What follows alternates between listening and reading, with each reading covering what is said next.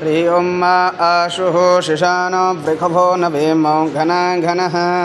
क्षोभणस्सरिखणीनं मा शङ्क्रन्दनो निमिघ एकवीरः शतगुंसेन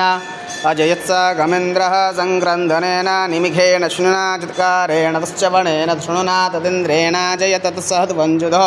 नर इकुहस्तेन प्रशांस इकुहस्तैः सनिखङ्गिव्रवशी सगुसृष्टाशयध इन्द्रो गणेन सगुंसृष्टाच्चोमपा बाहो सर्दधन्वा प्रतिहिता बृहस्पतिपतिदीया रथेन क्षोहामुद्राः अपबाधमानः प्रभञ्जन्सेनाः प्रमिणो जुधाजयन्नशमाकमद्यवितारधानं बलविघ्नस्थवीरः प्रवीरः सास्वान् वाजे सहमान् उग्रः अभिविस्ताजयन्त युष्माकं वीरा उतरे भवन्तु तस्मा उदेवा अवदाह वेघो अमीखाञ्चित्तं प्रतिलोभयन्ति गृहाणं गण्डपे परेः अभिप्रेहे नितशोके रन्धेन मित्रतमसा सचन्दम्मा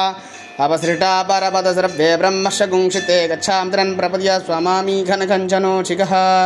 प्रेदा जयदा नर इन्द्रो वः सरमजस्तुग्रावः सन्तु बाहवो नादृख्या यथा सदा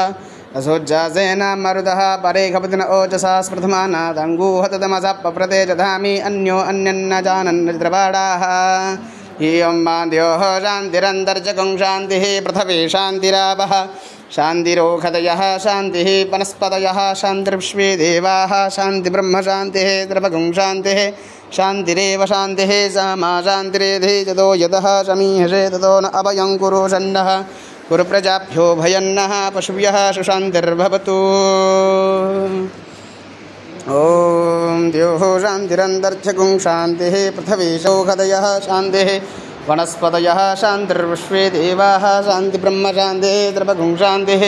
शान्तिरेव शान्तिः सा मा शान्तिरेधि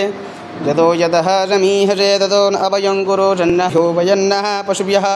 सुशान्तिर्भवतु।